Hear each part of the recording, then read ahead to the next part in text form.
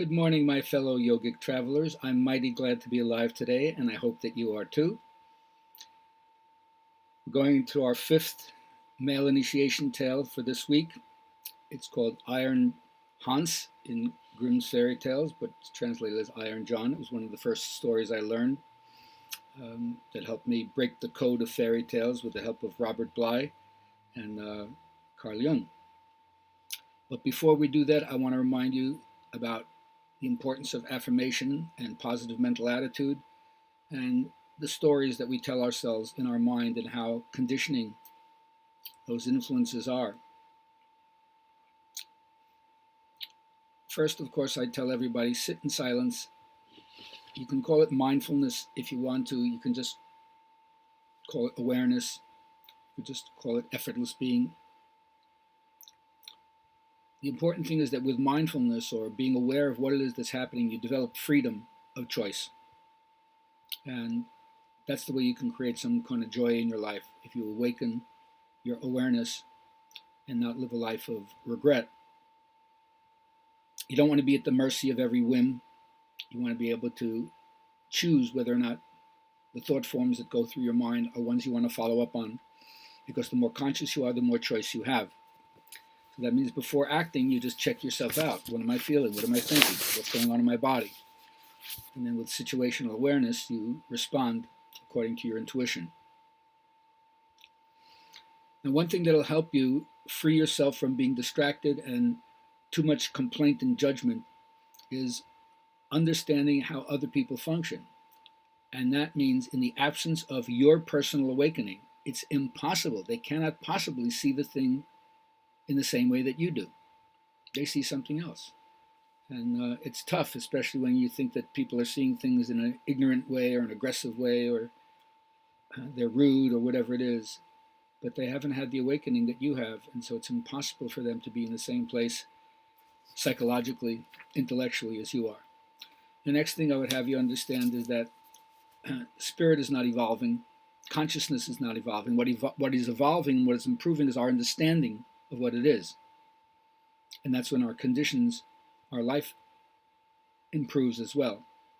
We're continually expressing ourselves, hopefully in new ways, in innovative ways. But remember, it's not improving, it's really unfolding. We're a part of spirit, and whatever spirit does is always brought to fruition. So if your life is spirit's life, you're going to find a way to make a connection to that, right? And then, of course, finally, remember, don't push against things. Upeksha. Resist ye not evil. Anything you push against, you activate. You can't deactivate the thing you don't want. Paying attention to it in any ways activates it. You learn to activate something else. And it's not like you're naive, not like you're in denial, not like you don't see these things, but you choose to focus on something else. Or as I like to say, what's wrong is always available. Is that where you're putting your attention? All right, so with that being my reminders about positive thinking and staying awake, awakening joy, which is, as we said, a tough nut to crack, let's get into Iron John. Once upon a time, there was a kingdom that had a great forest near it. And every day, the king's favorite hunter would go into the forest, bring back game. And it went on for a long time or a short time, whatever time it goes on in these stories, till something happens to break the status quo. And that was that the king's hunter didn't come back. So the king was really upset about it because this was his main man. So he sent 5 guys after him to find out what happened, and they didn't come back. So then he sent 10 after the 5, and 20 after the 10, and 50 after the 20, and 100 after the 50. And once none of them came back, the king put a do not enter, verboten sign, and no one went to the forest anymore. Occasionally a lonely hawk would fly over it, but other than that, nobody was there anymore. Then one day, a young man, a new hunter, came by looking for employment and went to seek service for the king. And he said, "Is there anything around here I could do to serve you?" And the king said, "Well, there is something, but the return rate is not great." He said, "Well, I like that kind of stuff." He said, "It's up to you." So off he went into the forest after learning the story about how the men went and didn't come back. But he went with his dog. And his dog led the way. You know how dogs run ahead of you. And they go into the world snout first, don't they? Yeah, so they sniff things out. a little ahead of what we do, and they have different kinds of sensors. And all of a sudden, they got to a pool in the center of the forest. There's always a pool in the center of the forest, isn't there? In these stories, there are. And the dog went over to sniff what was going on, and all of a sudden, a hand came up out of the pool and pulled the dog down. The hunter didn't freak. He said, this must be the place. So he went back to the king and said, listen, I need a couple of men and a couple of buckets. We're going to bucket out the pond. So this was the old days. They couldn't bring in a John Deere backhoe and, use some kind of major technology to empty out the water. No, this was the old days where you had to do it manually. And you can imagine how long it takes to bucket out a pond, the sweat equity you got to put in to do that. And when they did that, what they found at the bottom of the pond was a hairy, rust-colored, hairy man covered from head to foot. And they bound him in chains and brought him back to the castle. Now, whatever reason the king didn't put this hairy, rust-colored, hairy man in the dungeon, I don't know, but they put him in a cage in the middle of the courtyard where everyone could see. And that's how that part of the story went. Now, the king had a son, maybe 8, 9 years old, who loved nothing better than to play with his golden ball. Oh boy, he used to throw the ball up in the air and catch it and throw it off the wall and catch it. It was his joy, his golden ball, his 360-degree globe of radiance. It was wonderful. But you know how these things go. Unintentionally, inadvertently, unconsciously, the ball slipped out of his hand and went into the cage of the wild man. Oh, yeah. And so, of course, at first the boy shied away because he was told, don't speak to the wild man. Isn't that what we're told when we're younger? Don't engage that wild energy with a conversation. It's not civilized. Anyway, but the boy loved the ball so much that sometimes you go against the parental injunctions, don't you? And he went over to the cage and said, Mr. Wildman, can I have my ball back? Pretty bold, huh? And the wild man spoke to him for the first time. Let me out of the cage and you can have your ball. He ran away. But he loved the ball so much that he figured, maybe if I'm polite and I ask nicely. So he went back another time. Please, Mr. Wildman, pretty please, can I have my ball back? Same thing. Let me out of the cage. You can have your ball back. Oh, God.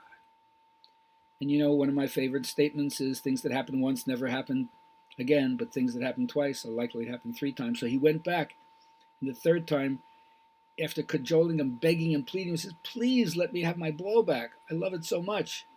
And the wild man said, I'll give you your ball back if you let me out of the cage.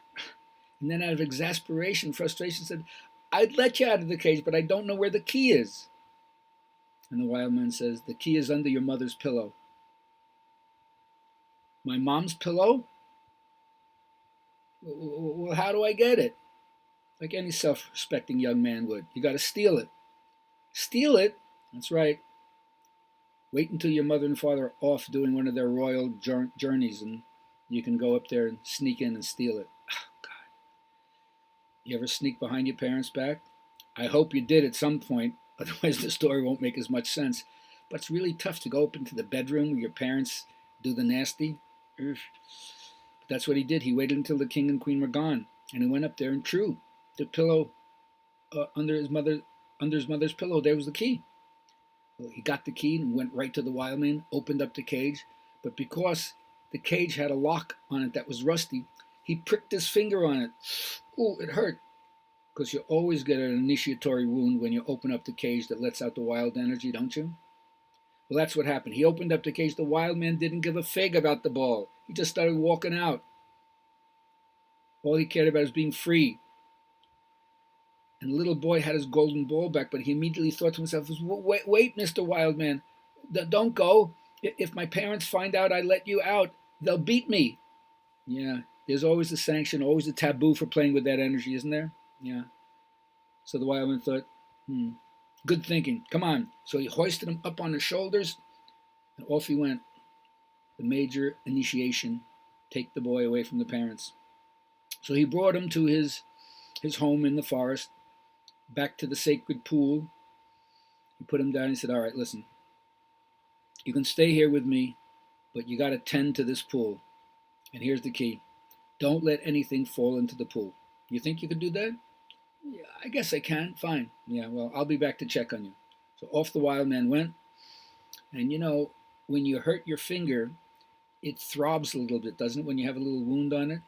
And so unthinking, again, unconsciously, inadvertently, unintentionally, he dipped his finger into the water. And as soon as he touched the water, boing, boing, boing, boing, boing, the tip of his finger came out completely gold. And the moment he did that, the wild man came back. He put his hand behind his back. Immediately, the wild man said, I heard something going to the pool. What was that? What's your hand behind your back? Let me see. He brought it out. I told you not to let fall anything in the pool. I know, but my finger hurts so much. Now listen to me. I got to go out again. Try this again. Don't let anything fall into the pool. Are we clear? Yeah, I'm clear. Well, you better be clear. So the wild man went out again.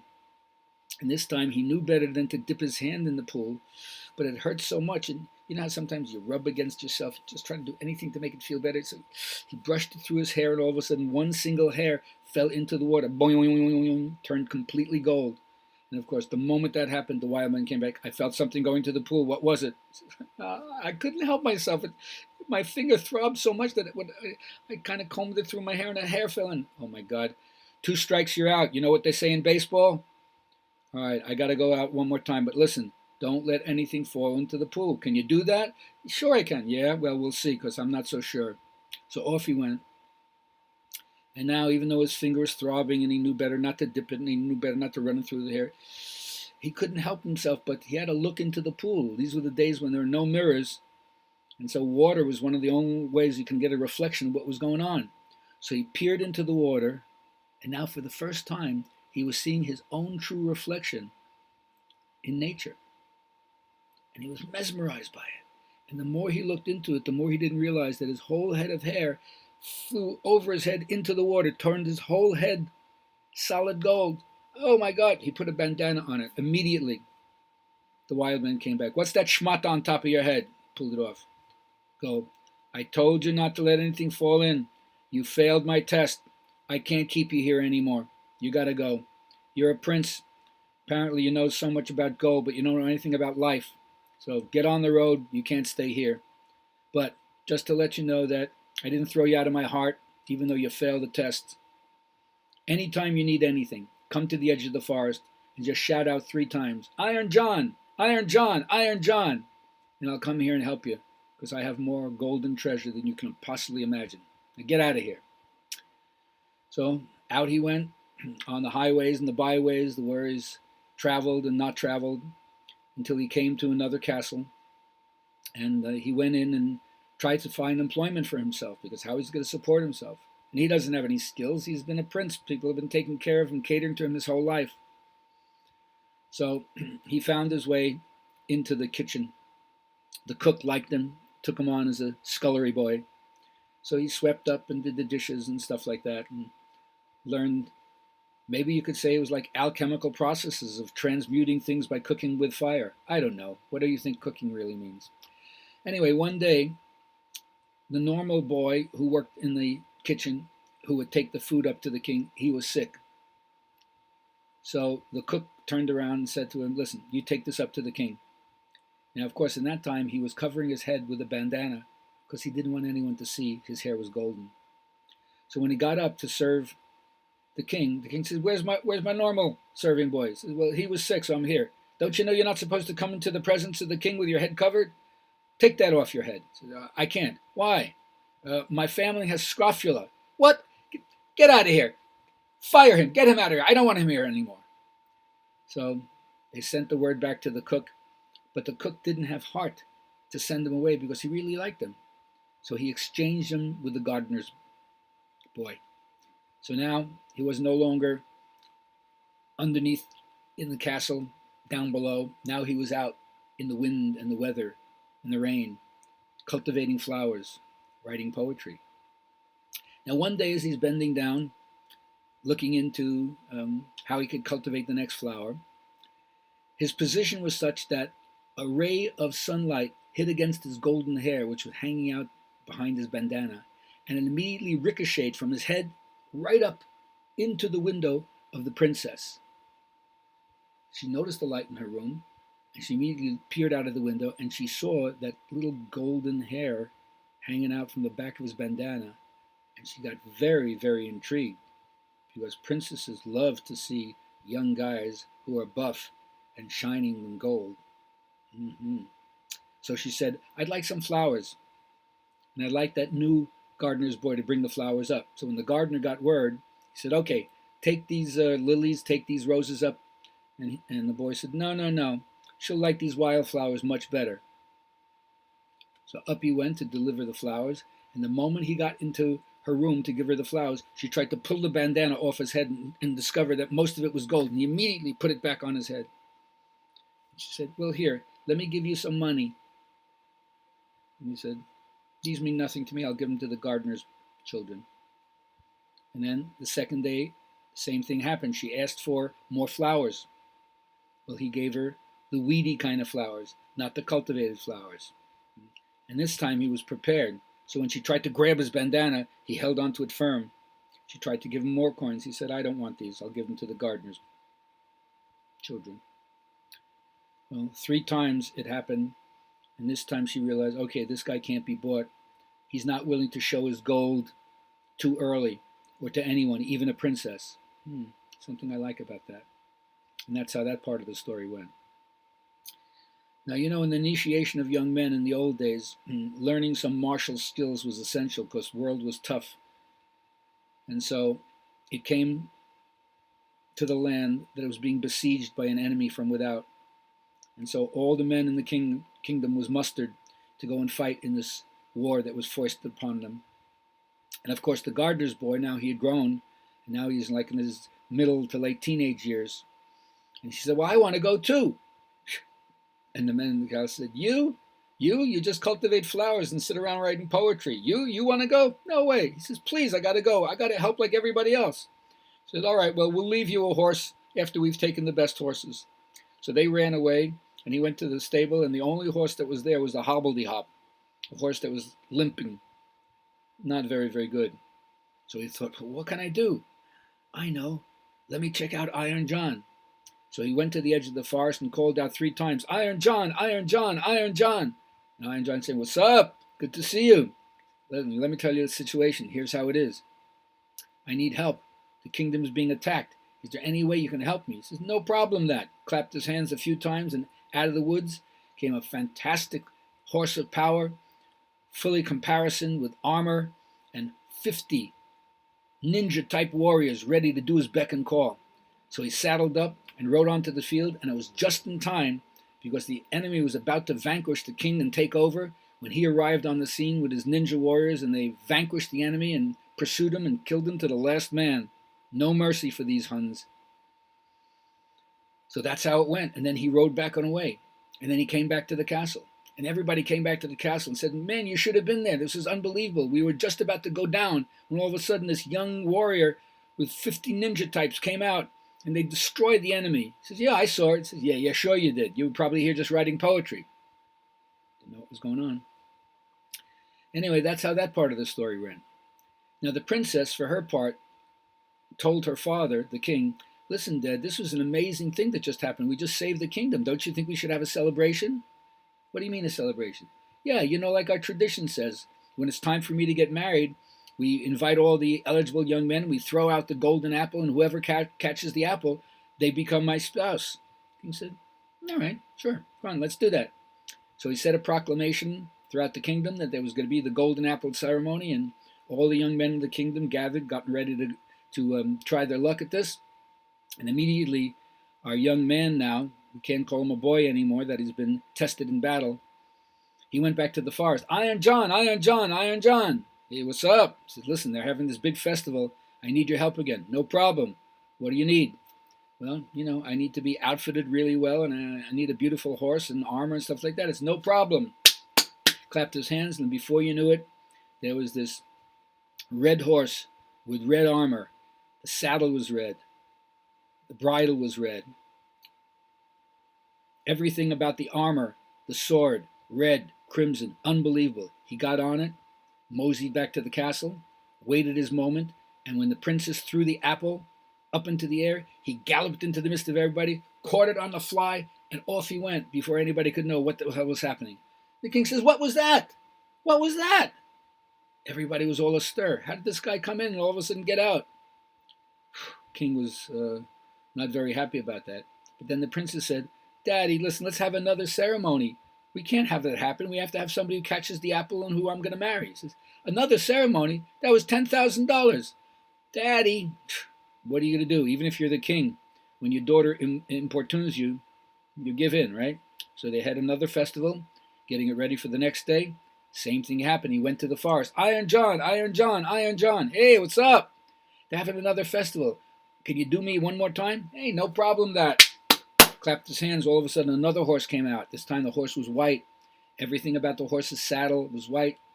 The bridle was white. All the armor was white. The sword was white. All his clothes were white. Fantastic. Beautiful. Plume in his hat was white. Feather was white. Great. Same thing. They set up the festival. He hides in secret, and as soon as she throws the apple in the air, he gallops out into the middle of the room, grabs it on the fly, and rolls up. King is livid. "Did you see that? What was that again?" "Oh, listen, now I don't need my daughter to tell me I have another festival. We're having another festival, and this time, if he comes, we'll be ready for him." So he told all his guards, "You hide here, and if this guy shows up again, you detain him, knock him off his horse, whatever you have to do." Well, same thing. The proclamation was sent out. He knew there was one more festival, so he went to the forest again. "Iron John, Iron John, Iron John. Hey, what's up? One more festival. Can you help me?" "No problem that." This time was a black horse, black bridle, black saddle, black feather plume in his hat. All the armor was black. Unbelievable. Looked really, really good. So this time, as the festival began, all the king's men were ready. And now she threw out the apple one more time, and this time he rode, grabbed the apple. But this time when he tried to get away, the king's men had him blocked off. And so they kind of knocked him off his horse, gave him a wound in his thigh. And then when he reared back as he fell off his horse, his helmet fell off, and everybody saw his golden hair. Well, now the jig is up.